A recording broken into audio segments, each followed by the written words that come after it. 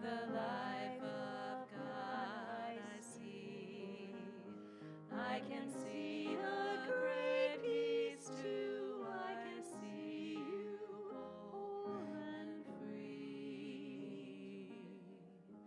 I behold the Christ in you. I can see this as you walk.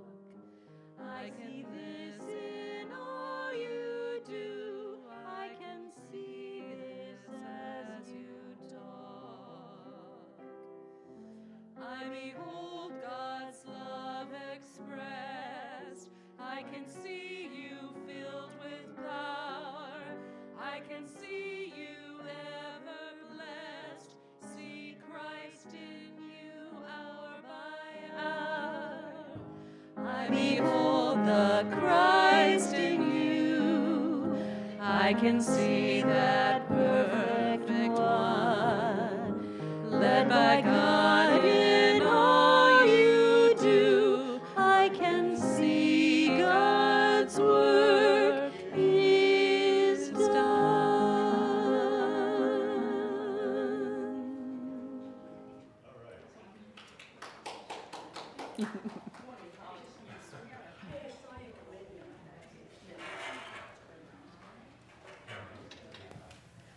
Good morning and welcome, everybody. It's great to see you. My name is Laura, and I'm a longtime member and just happy to be here today. So thank you. Our speaker today is licensed Unity leader Susan Liddell. And Susan will be discussing the 5 Unity principles and how we can use them in our lives with more awareness of who we are in the world and in our relationships to each other. Our musicians today are the UCR band. We've got Nina Swanson, Angela Dooley. I don't see Ben, he's not here. Don Oliver and Tom Zimmerman. So, hey. So welcome home to Unity Center of Cedar Rapids, and we're glad that you've joined us this morning. Please know that this community thrives with your presence and your energy. If this is your first time here at Unity CR, welcome. We invite you to pick up a welcome brochure out in the foyer to learn a little bit more about us, and we thank you for joining us and hope you come back again. And if this is your first time or your 5th time or 25th time, you can fill out a connection card that just helps you stay up to date with, make sure you're getting the Unity newsletter. If you want a new name tag or just want to update your contact information, you can scan the QR code. It's down in the corner there, or you can just put this paper in the offertory basket near the end of the service. You can do that. We welcome our live streamers. Hey, live streamers, you are an important part of our community as well. And I have to say, whether you're here in person or whether you're live today or whether you're watching this, on Tuesday or Wednesday or whatever, I know that you're with us all the time, and we appreciate you, and we appreciate our tech team for making all that possible. And I invite the rest of us to just give a wave and a welcome to our live streamers. And now we're going to stay seated for the invocation, and let's let Nina get us started.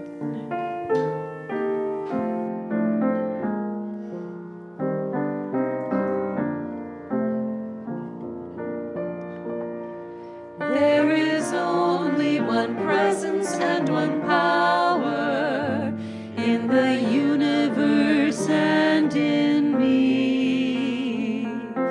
God the good, God the good, God the good omnipotent.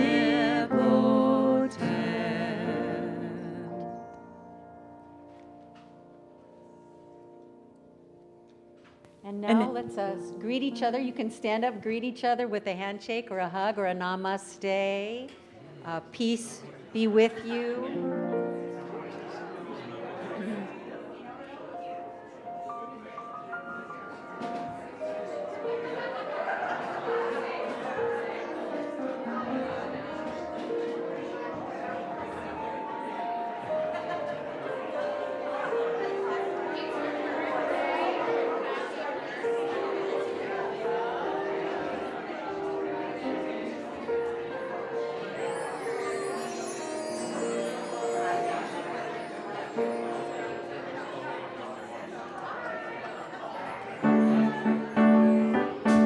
Let's all join our voices and our hearts in song.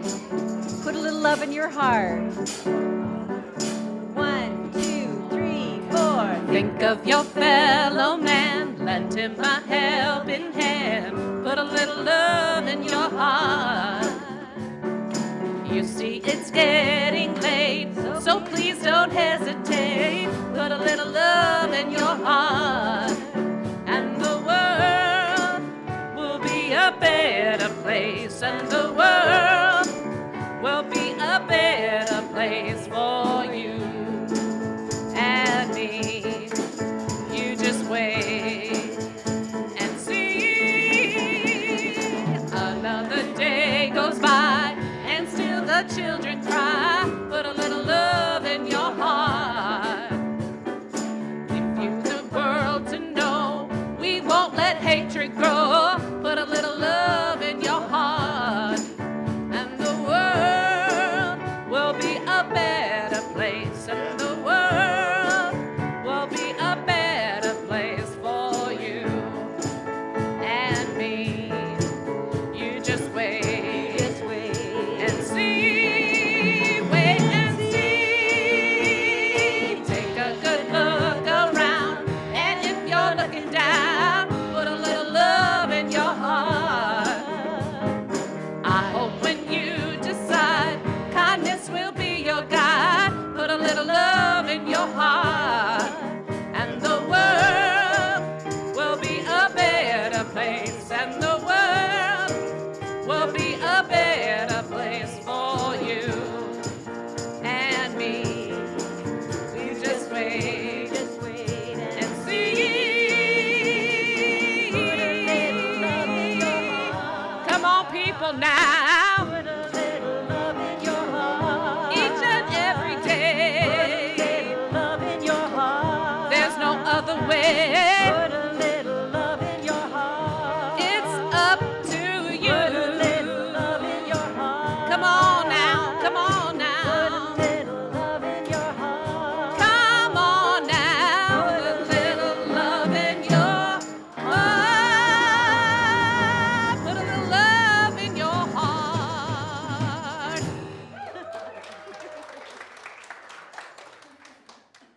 And Paula, I think you're coming up here.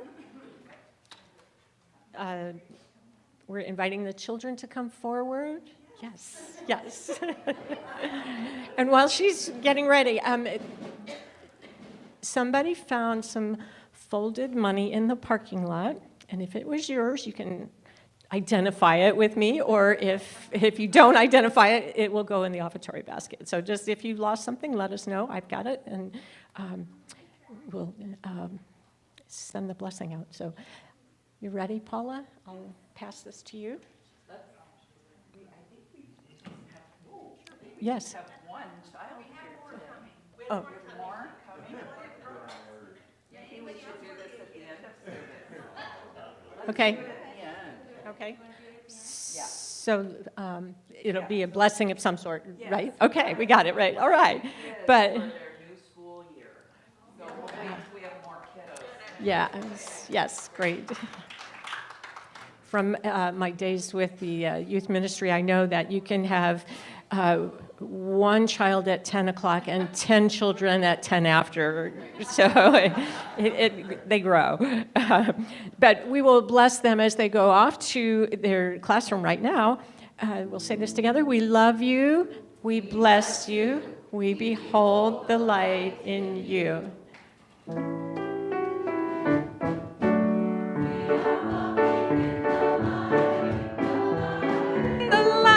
We are walking in the light of God.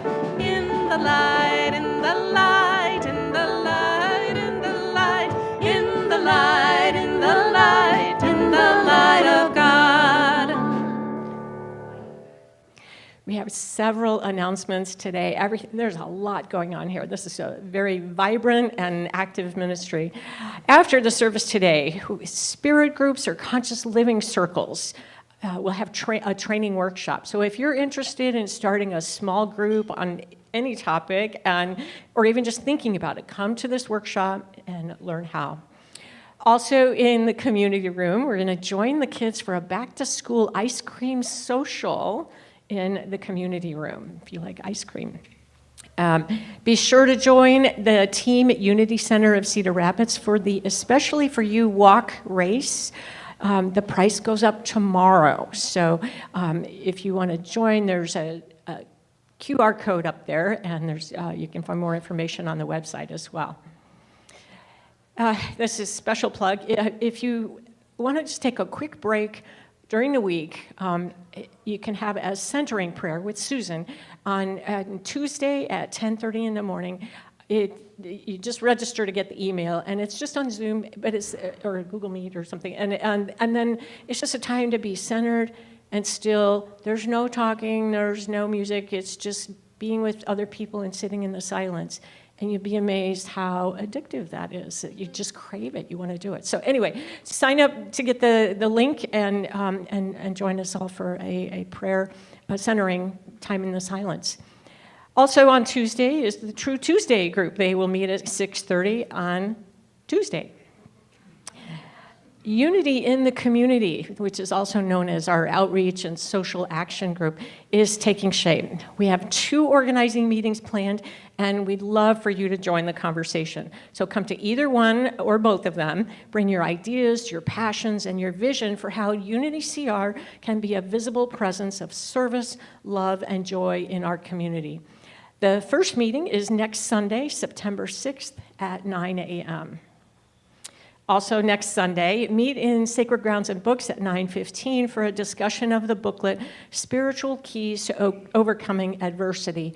And it's not just a book about all these problems in the world, but there was one I read today that was just amazing about how just to overcome your pessimism, how to, and so it's a really great booklet, and it fosters a lot of conversation. So join us at 9:15 on Sunday.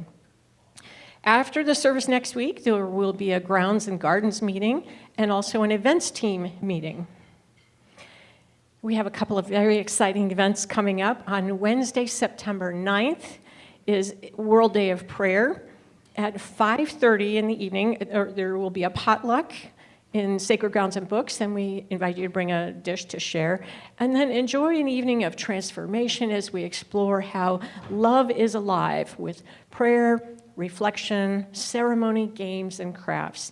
And at 7 o'clock, we'll join with Unity people all over the world for the opening ceremony of the World Day of Prayer. So that starts at 7. So come here at 5:30 for the potluck and community time, and then at 7 o'clock we'll join the rest of the world in this time of prayer.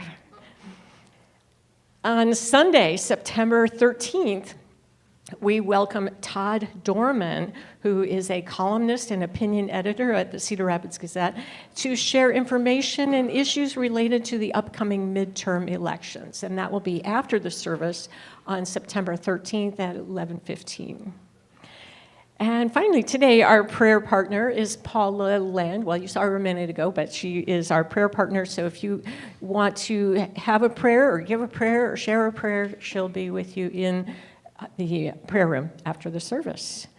And now, stand as you're able for a congregational song.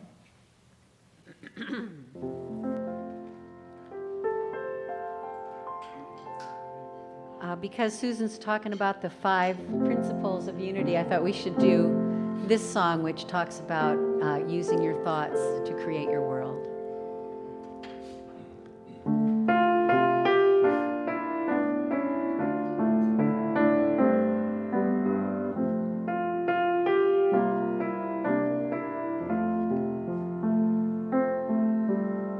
Our thoughts are prayers, and we are always praying. Our thoughts are prayers. Listen to what you're saying. Seek a higher consciousness, a state of peacefulness, and know that God is always there.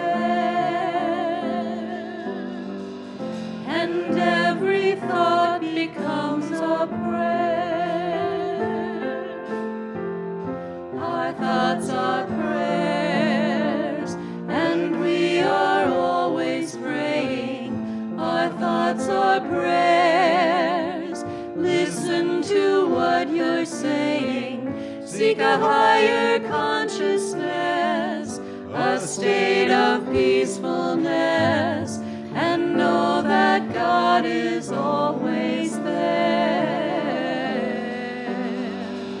And every thought becomes a prayer.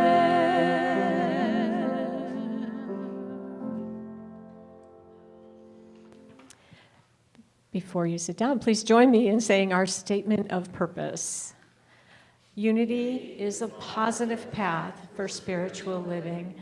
We gather to create an experience of spirit. At Unity CR, we offer practical teachings that empower abundant and meaningful living. Meeting you right where you are, we endeavor to provide a variety of ways to support your path of spiritual living. Our mission is to provide spiritual awareness and share the wonder and joy of God's love. Thank you. You may be seated. The daily word for today is let go and let God. And affirm with me these words that are on the screen there. I imagine wonderful new possibilities when I let go and let God. I'm going to read from the book because I underlined things. There were times when I wanted something so desperately that when it didn't happen, I sank into bitter disappointment. I told myself stories that left me stuck and resentful. It wasn't fair. It was a mistake. I missed my last chance. I have come to look at those episodes in a different way. I resist self-pity and let go and let God. And here's the part I underlined. I release my rigid expectations and use my imagination to envision all kinds of possibilities. Freed from the need to control, I trust divine order and divine timing. Letting go and letting God is my way of living my faith, welcoming grace and believing the best and highest outcomes are unfolding. I let go, let God, and know peace. And the Bible verse is from Psalm number 119, verse 18. Open my eyes so that I may behold wondrous things out of your law. All right, and I think we are ready for a song. Angela, when we get to all those I ams at the end. Okay. This has a repetitive I am in it, and we hope you join us on those I ams. Through 2, 3, 4.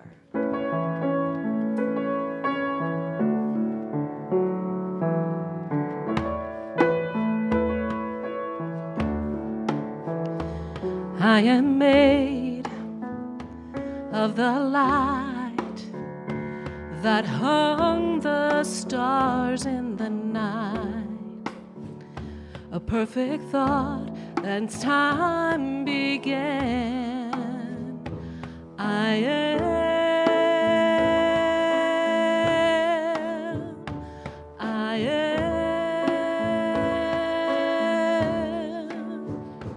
I am one with the love that's holding all of us.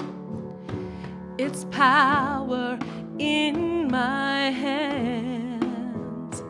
I am.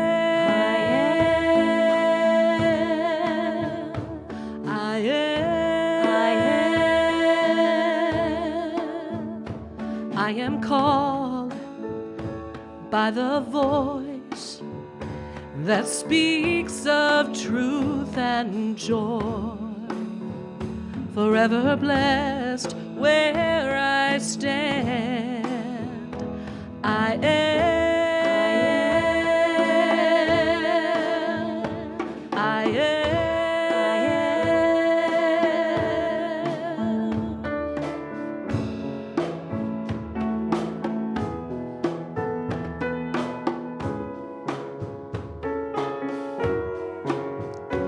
I am made of the light that hung the stars in the night, a perfect thought since time began.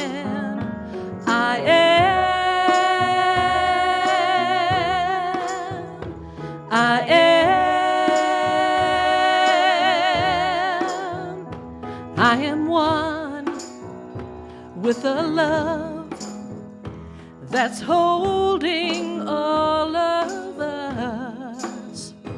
Its power in my hands. I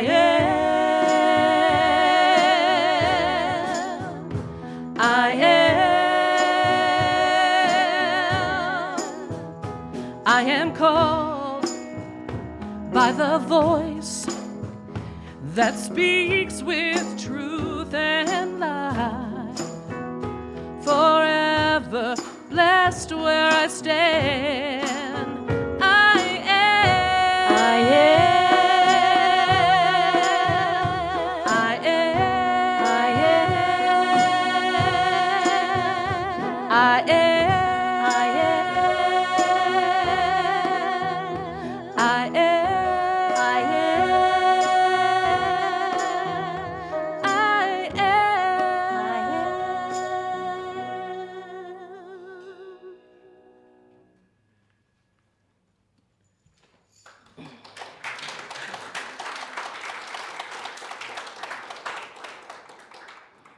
I think that's my cue.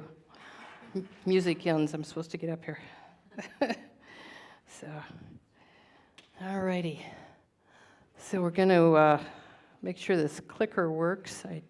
And I've got some slides that we're going to go through, and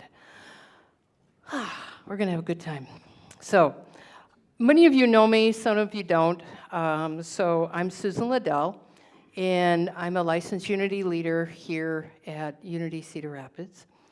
And I wear many hats in this place. So I am with the safety and security team, the spiritual care team, the Exploring Unity team, and I also serve in the community through the Interreligious Council, the Pride Board, and the newly formed Inclusive Faith Network.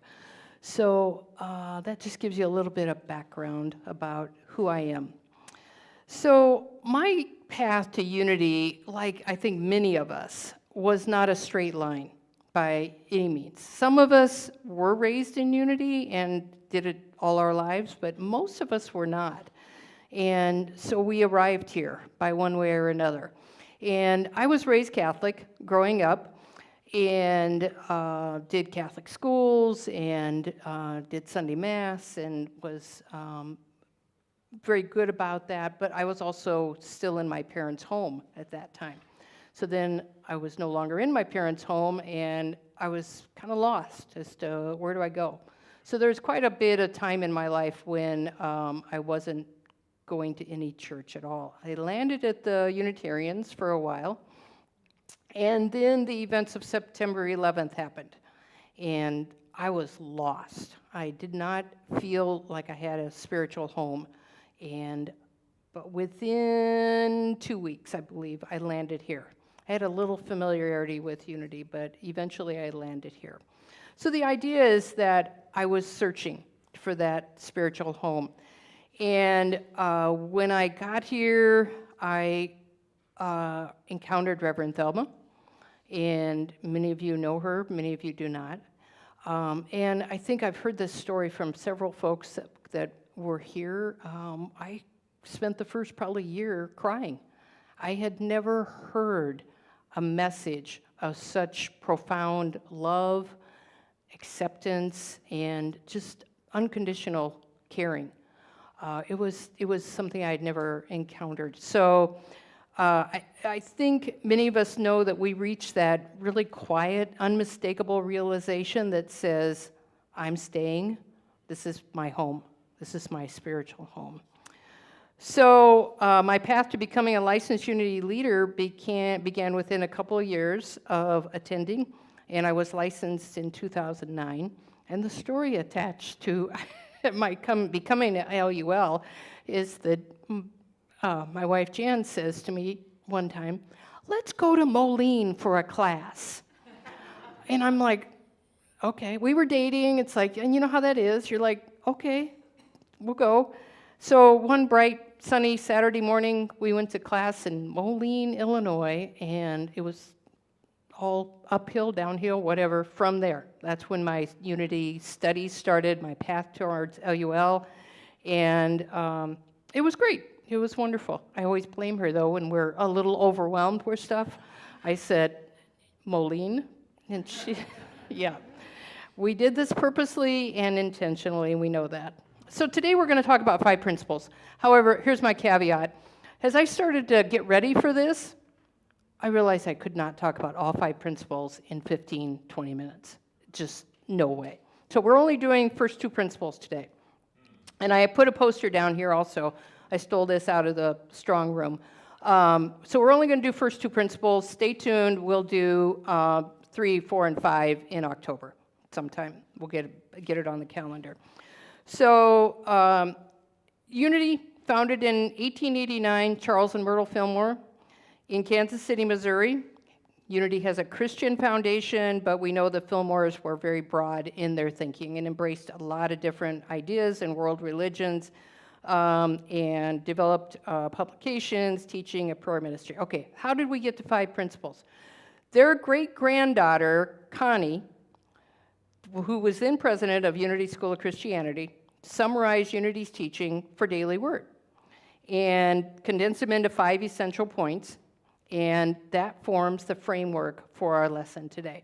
So Charles didn't write the 5 principles. Myrtle didn't write the 5 principles.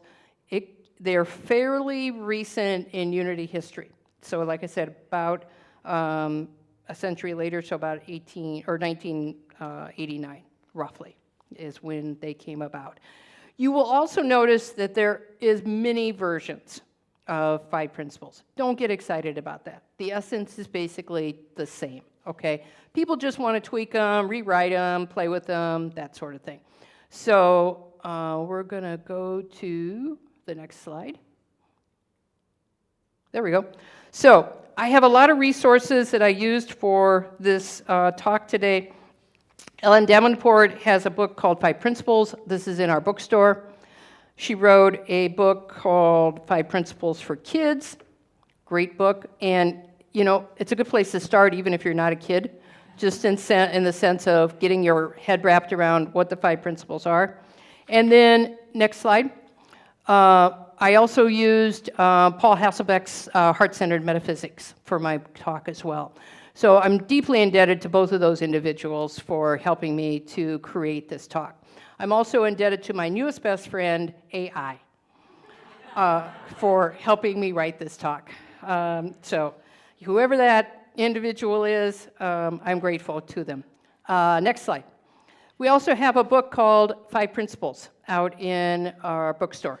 And it's one of the pamphlets. We have several of them.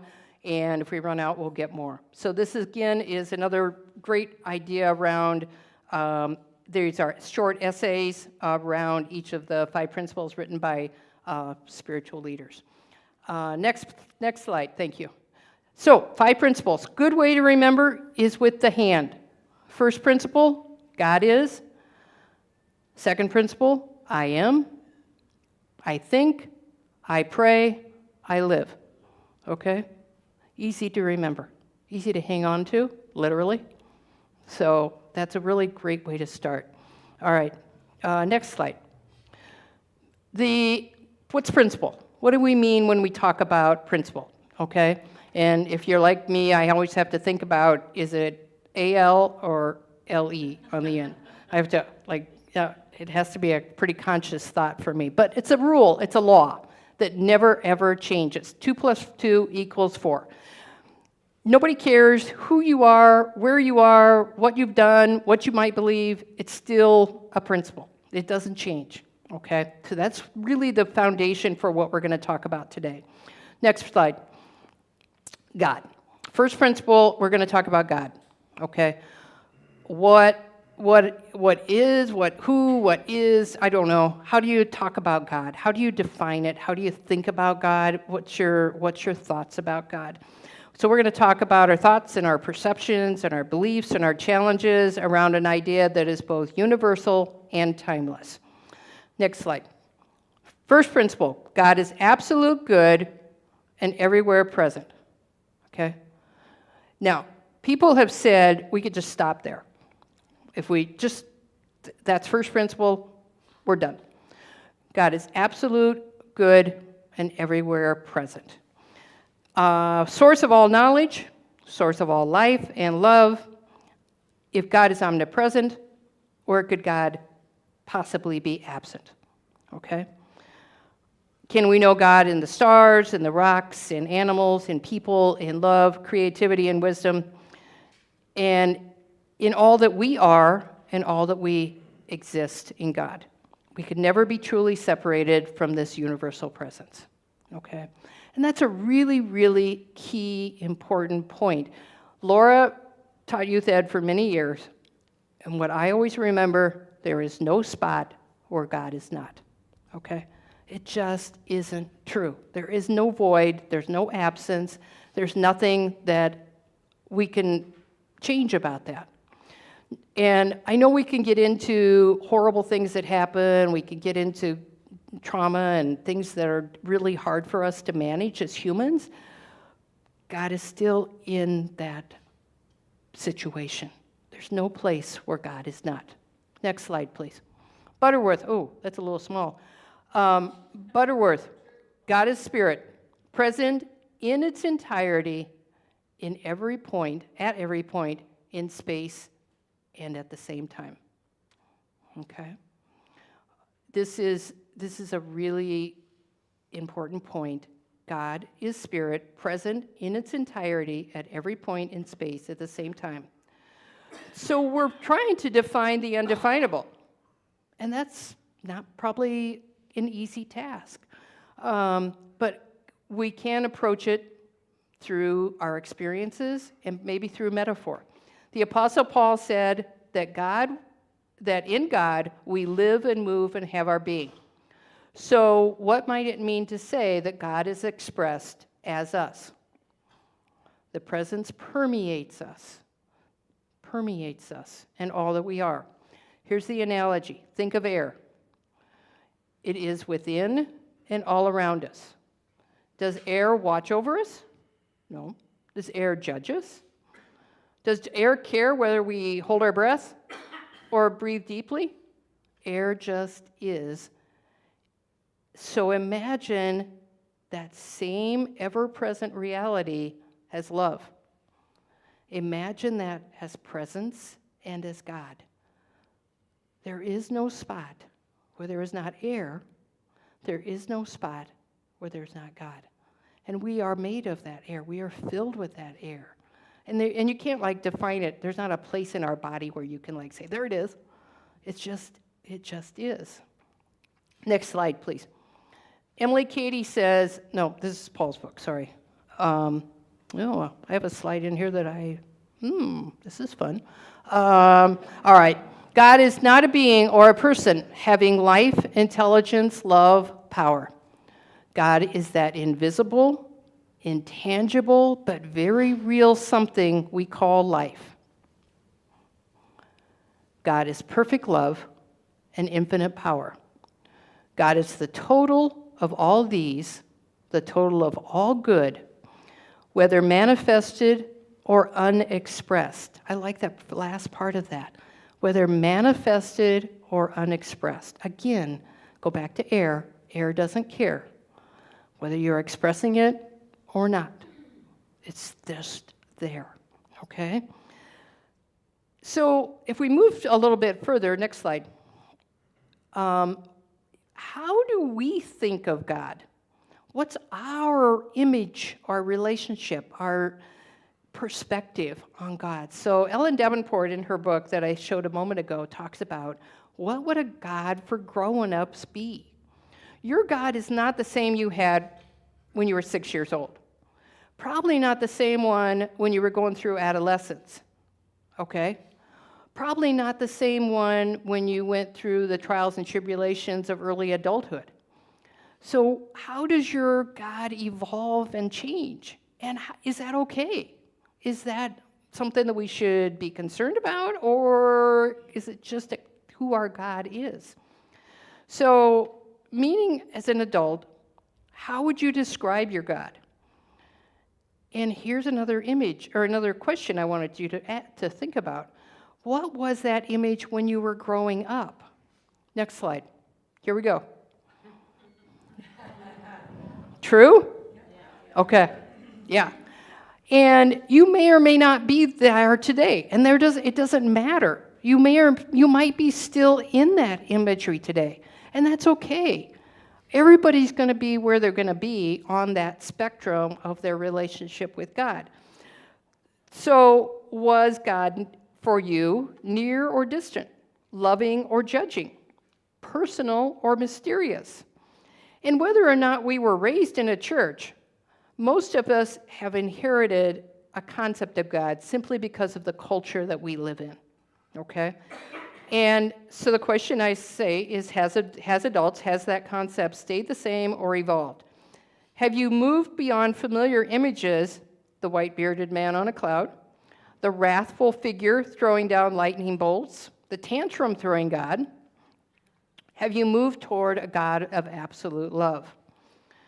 The God I relate to today may be very different from the God you relate to, or from the way a person from another faith tradition understands the divine. Could each of us have a meaningful way of experiencing divinity? And what if you can't get it wrong? What if you are loved no matter how you personalize your experience of the divine? Davenport, in her book, describes a grown-up God as a God that meets us where we are, today and in this moment. A God who welcomes our questioning, our growing, our changing, and our doubting. God's not going to be offended. Anybody watch West Wing? We got West Wing fans. Do you remember when Mrs. Langingham was killed and he went into the cathedral or the church? Bartlett did. Went in by himself, had a screaming fit against God. He was so angry at God that this woman had been killed. And he took a cigarette out of his mouth and smashed it on the floor in this cathedral. He was so angry about her death. Excuse me. And God's going to go, okay. Not that God can talk, not that God has a personality, but the God I might imagine is going to say, okay, be mad. Be mad, it's okay. When I was in 5th grade, I had a lot of questions about God. And I was raised Catholic and attended Catholic schools, and I knew my Baltimore Catechism by heart. Some people in this room know the Baltimore Catechism. But I still had questions. And my experience of faith at that time didn't make a lot of room for questioning. We just weren't encouraged to do it. So one of my deep desires was to go knock on the door of the rectory, and I loved the priests at the time, and say, can we sit down and talk? Well, a 5th grader is not going to do that. But I remember that yearning to ask questions and say, this doesn't make sense. How did we get here? What is this? Of course, it never happened. So I wondered if you, too, are still carrying unanswered questions. Do you still have things that you're wondering about as an adult? Do you dialogue with God about them? And do you feel heard? That's another question. So we know that we're growing and evolving and changing, and we understand God as best we can. So perhaps the question is, perhaps the question is not, do I have the right image of God?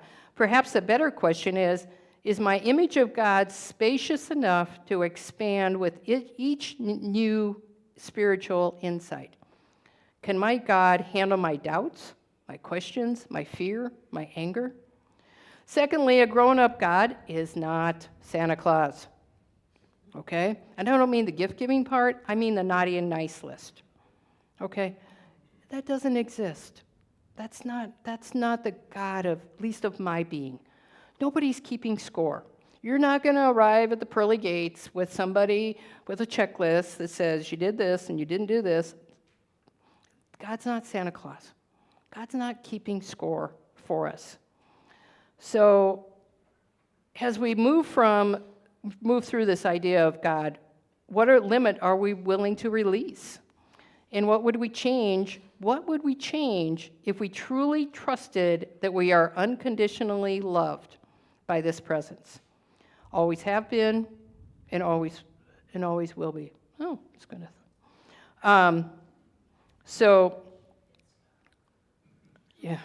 James Gaither, we'll go to a new slide.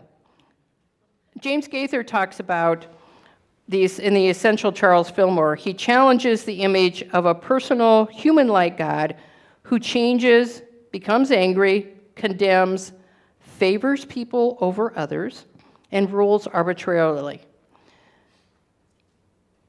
So the idea of not placing limitations, not looking at putting the God in this box. And this is tough. This is very challenging for us because we're comfortable with limits. We're comfortable with definition. And so when we get more ambiguous, that gets a little hard for us. We're kind of challenged by that. Part of that is because we get into duality. And duality shapes a lot of what we think as we think of God. We think about good and bad, up and down, right or wrong. And we even hear that duality in our languaging when we talk about a relationship with God. So now God has become separate. So much for badminton, huh?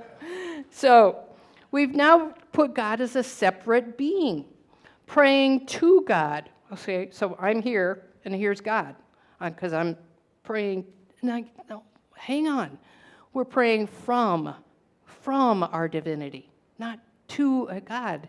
And we'll deal with that more next time when we talk more about prayer. But think about how we language that sense of God. And remember, we can never be truly separated, even though we sometimes feel distant, okay? I think about if we are missing someone in our lives, and we're missing that person, and that person feels very distant to us, but yet we still carry that person in our heart. So there really isn't a distance. There's a physical distance, but there certainly isn't truly a distance from that person that we might be thinking of or missing. All righty, let's go to principle 2, second principle.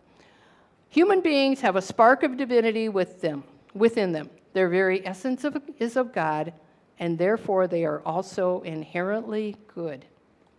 How do you respond to that? What comes up for you when we talk about Michelle Cole?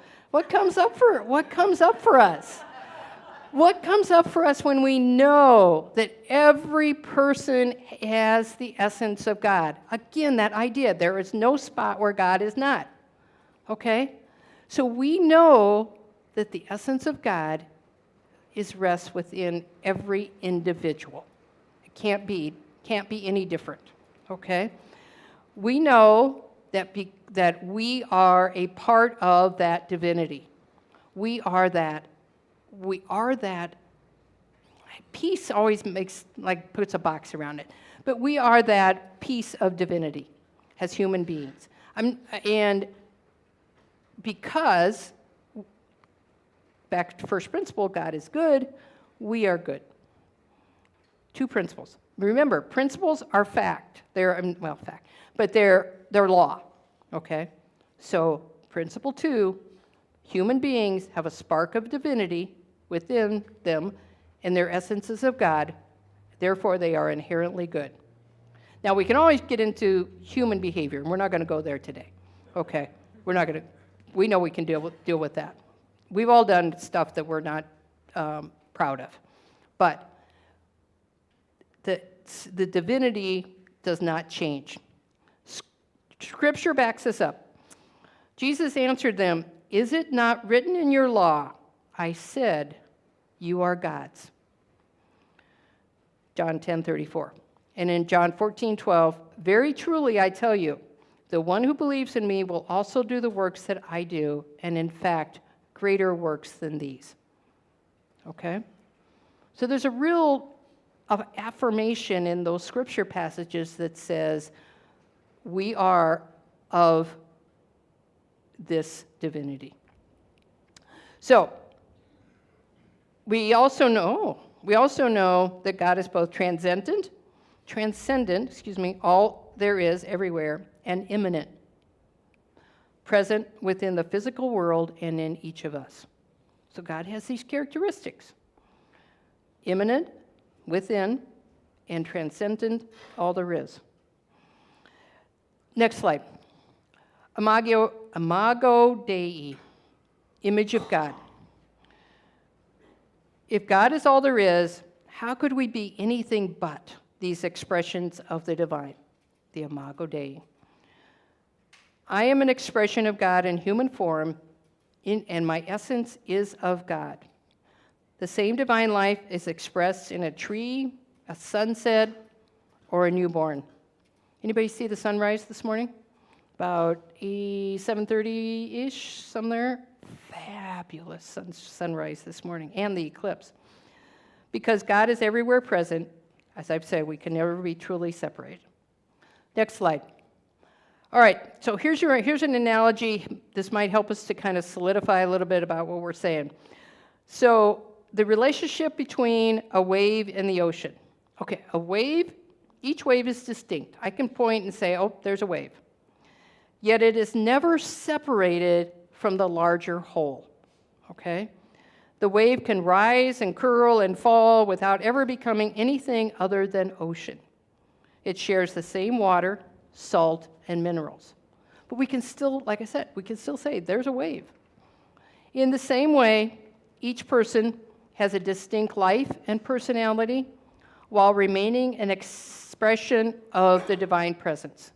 We are divine, no less than a beautiful tree, a stunning sunrise, or the newborn. The divine is expressed in human form, and our essence is of God. Next slide. Let's talk about Jesus. Do you like this Jesus? I worked hard to find a Jesus that I liked, because there's no photos, nobody had a camera, and I thought, I kind of like this one, so we'll see. So Jesus, human expression of God, of the divine, just as each of us. We know this. Jesus came as human form and divine, okay? The difference is Jesus knew his Christ nature, which is where we sometimes get off track because we forget, again, who we are, that Christ nature, that divinity. And he demonstrated it again and again, and he knew and believed we could do the same.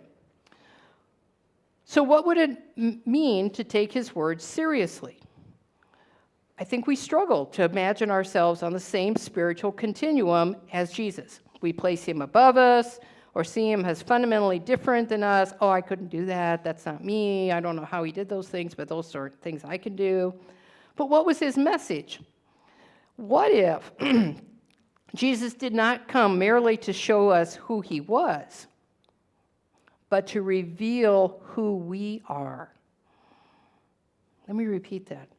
What if Jesus did not come merely to show us who he was, but to reveal who we are, and what is possible when we awaken to the Christ within?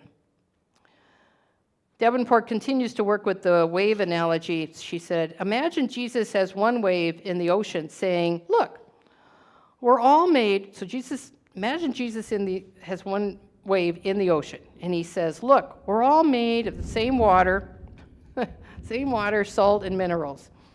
We are all expressions of the same power of nature. Now, you might picture Jesus as an especially large or powerful wave, but would Jesus have described himself in that way? I don't think so. His ministry was radically inclusive.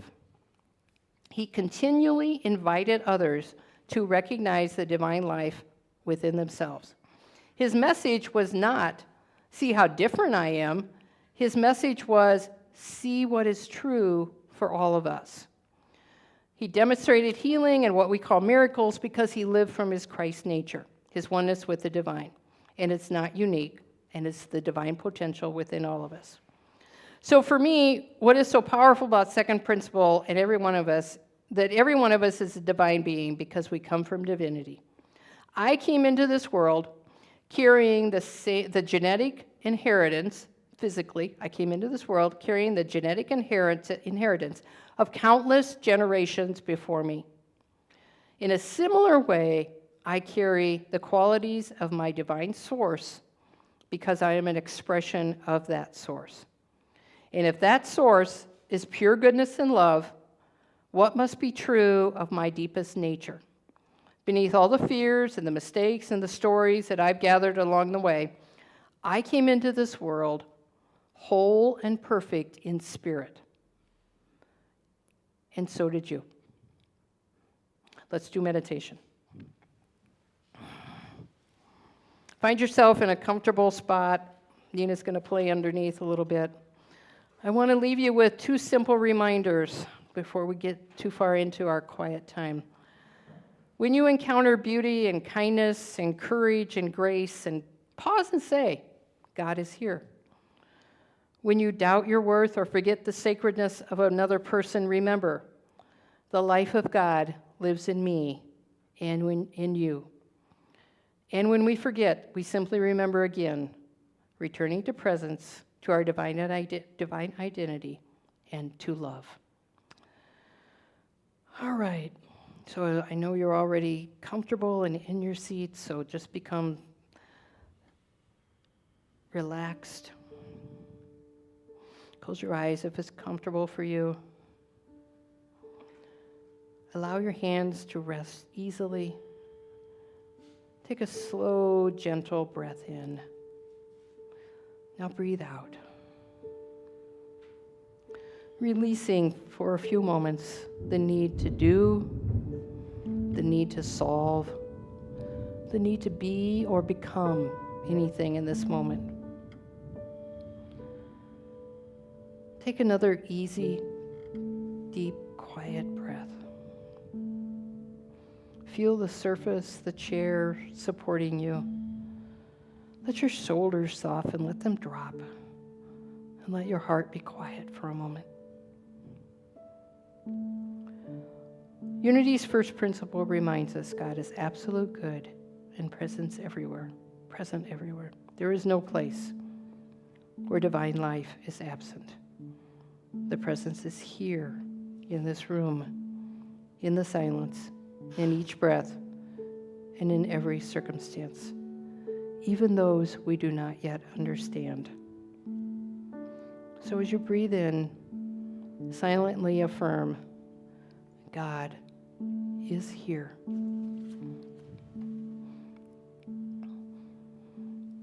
As you breathe out, I rest in divine good.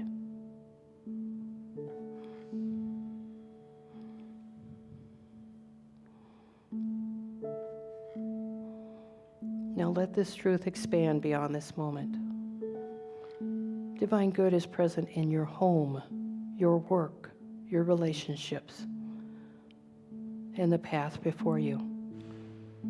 You do not have to create a presence or earn it. You need only become aware of what is already here.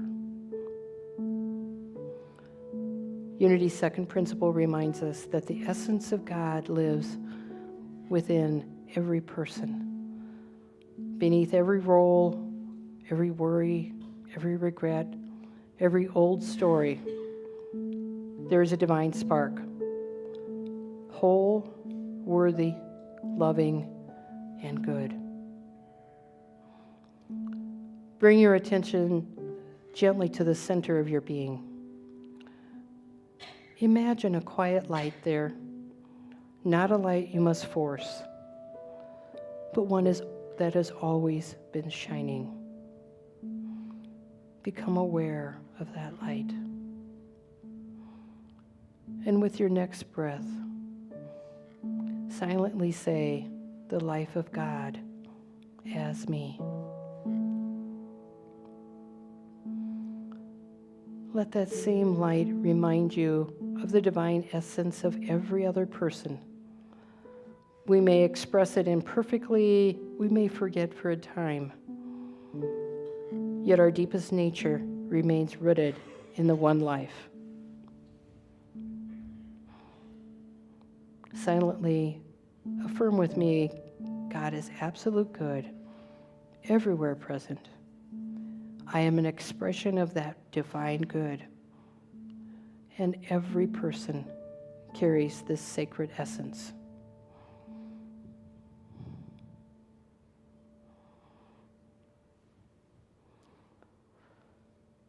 Take one deep, final, full breath.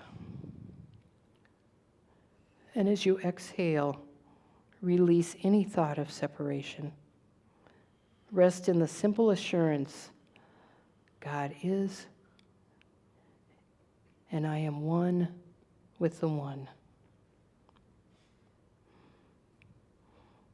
And when you're ready, gently return your awareness to this room. Carry this remembrance with you. Wherever you go, divine good is present, and the light of God shines through you. And so it is. Amen.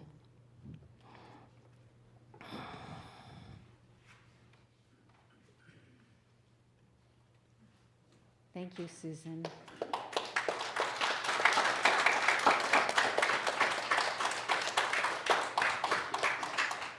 So wonderful to be reminded of our basic goodness and how the principles of unity. So wonderful.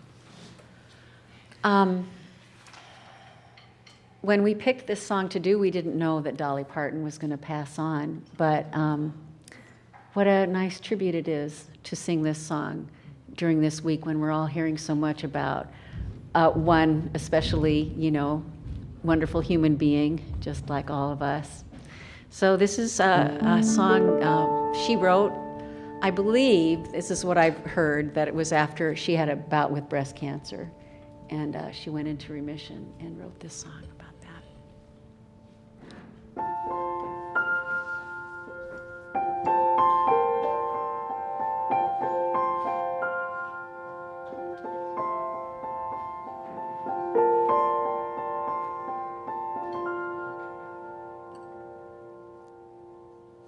I've got the wrong glasses on.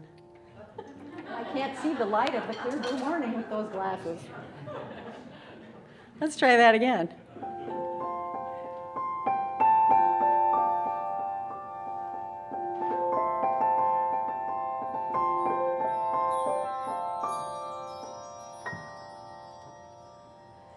It's been a long, dark night, and I've been waiting for the morning.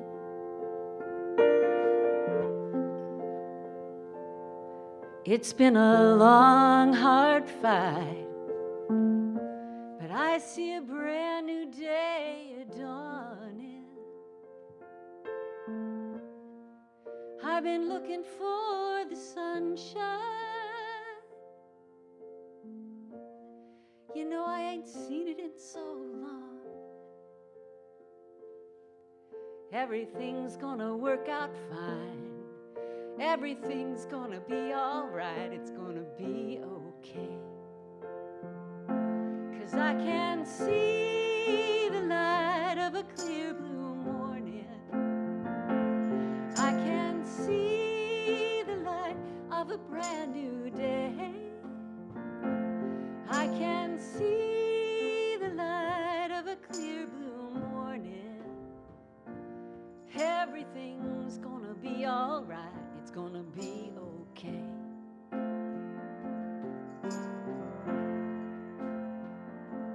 It's been a long, long time since I've known the taste of freedom.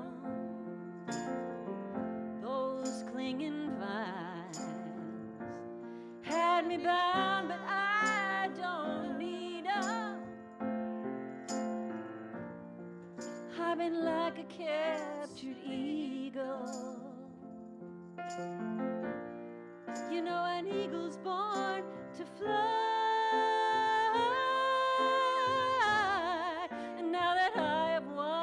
my freedom.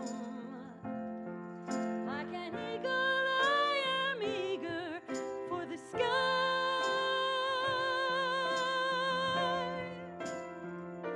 'Cause I can see the light of a clear blue morning. I can see the light of a brand new day. I can see the light of a clear blue morning. Everything's gonna be alright, it's gonna be okay. Sing with us. 'Cause I can see the light of a clear blue morning. See the light of a brand new day. See the light of a brand new day. I can see the light of a clear blue morning.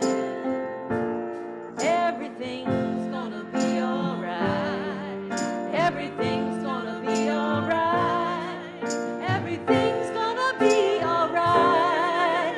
It's gonna be okay. It's gonna be okay.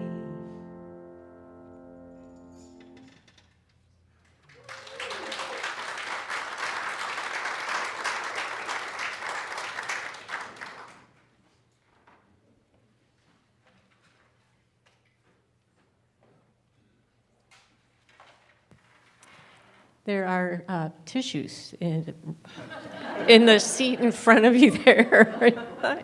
Thank you. Nina and the band, that was great on so many levels. Thank you. Whew, all right. Now we will bless our baskets, our offertory baskets. If you have set up regular electronic giving, or if you would like to give online, find your online giving card. There are some right out in the foyer, or you might already have one. They look like this, or you can just scan the QR code, or you can go to unitycr.org. So hold your love offering or card, and whoever drops some money in the parking lot, I have that here, and it's going to go in a basket and multiply for you. Hold your love offering or your card for a blessing, and we'll bless the baskets. We bless these baskets and the abundance that they will soon receive. We give abundantly, we receive gratefully, and from our hearts we give again generously. Please join me in our offertory statement.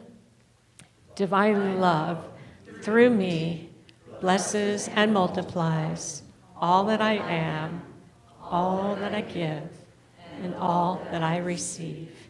I am grateful.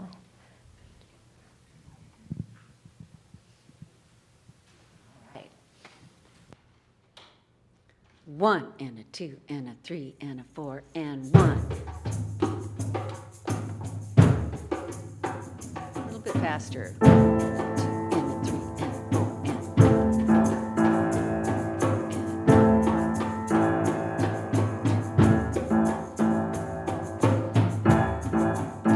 God is my source. God is my power. God gives me everything I need. So I give thanks for all my blessings. God gives me everything I need. Let me hear you sing. God is my source. God is my power. God gives me everything I need. So I give thanks for all my blessings. God gives me everything I need. Love is my source. Love is my source. Love is my power. Love gives me everything I need. So I give thanks for all my blessings. Love gives me everything I need. Joy, joy is my source. Joy is my power. Joy gives me everything I need. So I give thanks blessings. Joy gives me everything I need. Peace is my source. Peace is my power.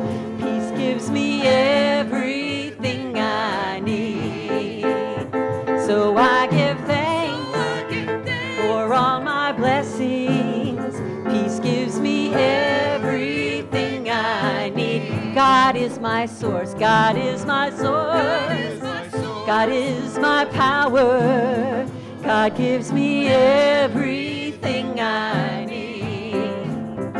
So I give thanks for all my blessings. God gives me everything I need. God gives me everything I need. God gives me everything I need. One more time. God gives me everything I need.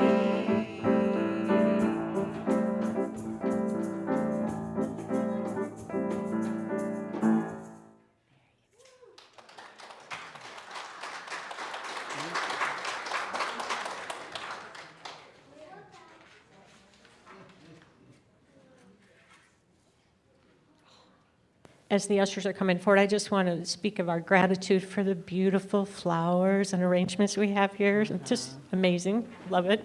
It's great. Okay.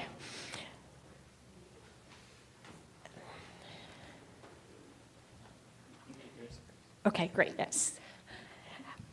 Please join me in blessing our offerings and prayer intentions. Freely we give, and gratefully we receive. We dedicate and consecrate these tithes, gifts, and offerings to the will, the work, and the way of Spirit as it expresses through this ministry of love and service. We bless the members of our spiritual community who have made known their prayer requests. We surround them with loving thoughts and prayers. We affirm and know that each person is blessed with wisdom and discernment, health and wholeness, and prosperity in good measure. We release these requests, trusting that all is well. Amen. Thank you, guys. And here we go. And now we're going to bless our children. So I just want us to take a minute to just remember what it was like going to school on our first day. Back then, we didn't have our photos posted plastered over Facebook for documenting every year. But that excitement and some anxiety and what's it going to be like, I think we can all really get in touch with that experience of our first day. And we have our 5 beautiful children here today. Woohoo! And if you are willing, I would love for you to say your name and what grade you are in this year. I'm Noakley and I'm in first grade. 3rd grade. First grade. Okay. I'm Knox and I'm in 5th. I'm Bailey and I am in first grade.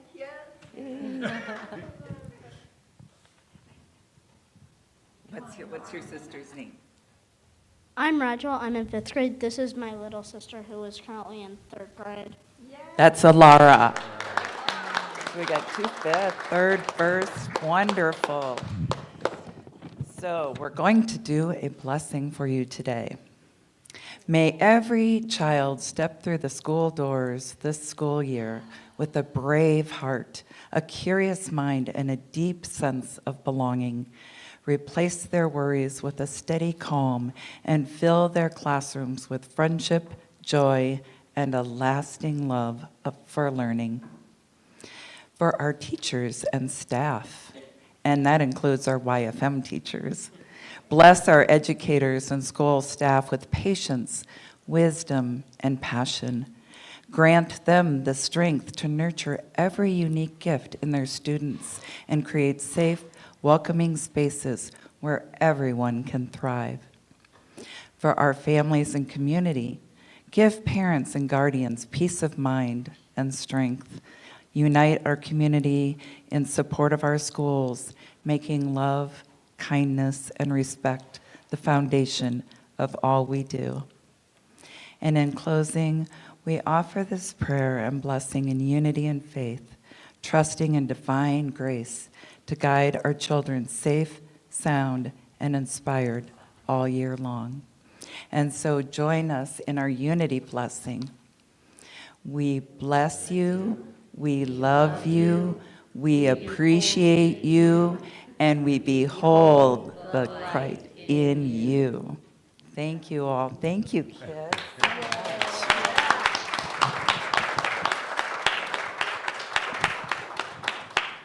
Just a quick reminder before we head out, there is an ice cream social in the community room, and the Spirit Group's Conscious Living Circle training workshop is also, I think, in the strong room.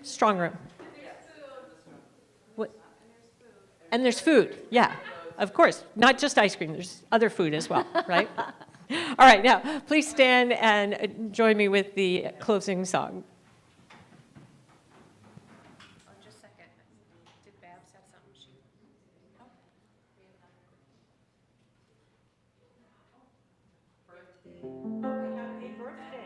Oh, yes, Hey, hey. Valerie and her grandson are both 30 years old today, I heard. Yeah. It's a miracle.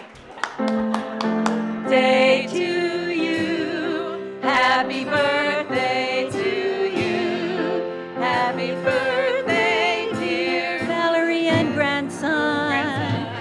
Happy birthday to you.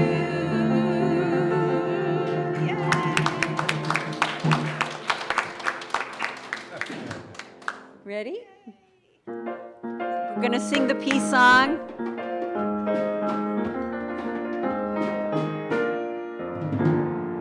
Let there be peace on earth, and let it begin with me. Let there be peace on earth, the peace that was meant to be, with God as creator, family all are we. Let us walk with each other in perfect harmony.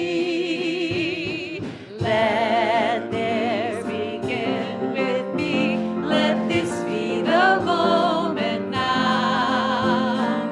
With every breath I take, let this be my joyful vow.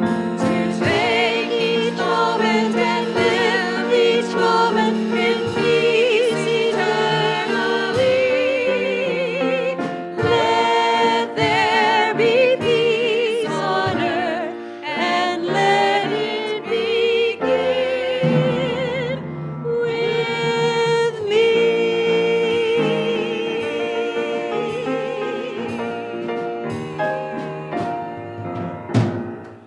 The light of God surrounds us. I am the light of God. The love of God enfolds us. I am the love of God. The power of God protects us. I am the power of God. The presence of God watches over us. I am the presence of God. Wherever I am, God is. All is well. Gonna be okay. Oh, here we go. As we leave this sacred space, knowing we are one, together we will always be messengers of love. Wherever we go in peace. Wherever we go in love. Wherever we go, we are one. Wherever we go in peace. Wherever we go in love. Wherever we go, we are